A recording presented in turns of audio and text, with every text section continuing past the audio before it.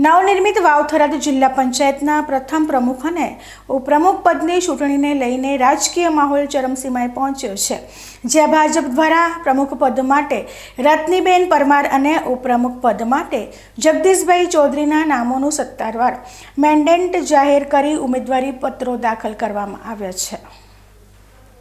વાવ-થરાદ વિસ્તારને ગુજરાતના 34માં નવીન જિલ્લાનો ઐતિહાસિક દરજ્જો મળ્યા બાદ આ નવરચિત જિલ્લા પંચાયતની પ્રથમ ટર્મ માટે પ્રમુખ અને ઉપપ્રમુખની વરણી કરવા માટે આવતીકાલે એટલે કે 23મી મેના રોજ સત્તાવાર ચૂંટણી યોજાવા જઈ રહી છે।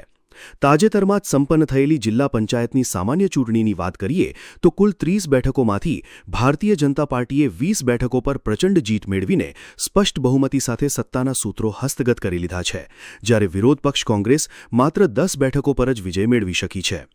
આ વખતે વાવ-થરાદ જિલ્લા પંચાયતનું સર્વોચ્ચ પ્રમુખ પદ અનુસૂચિત જાતિ SC મહિલા માટે અનામત રાખવામાં આવ્યું હોવાથી પ્રથમ પ્રમુખ બનવાનું ગૌરવ મેળવવા માટે ભાજપની 3 વિજેતા મહિલા ઉમેદવારો વચ્ચે ભારે રસાકસી અને ઉત્કંઠા જોવા મળી રહી હતી। આ રેસમાં વાવ તાલુકાની મલુપુર બેઠક પરથી જીતેલા રત્નીબેન પરમાર, ધરણીધર તાલુકાની તળાવ બેઠકના બબીબેન પરમાર અને દૈયબ બેઠકના હીરાબેન ચૌહાણના નામો મોખરે હતા, પરંતુ આખરે પક્ષ હાઈકમાન્ડ દ્વારા તમામ અટકળોનો અંત આણીને રત્નીબેન પરમાર પર પસંદગીનો કળશ ઢોળવામાં આવ્યો છે।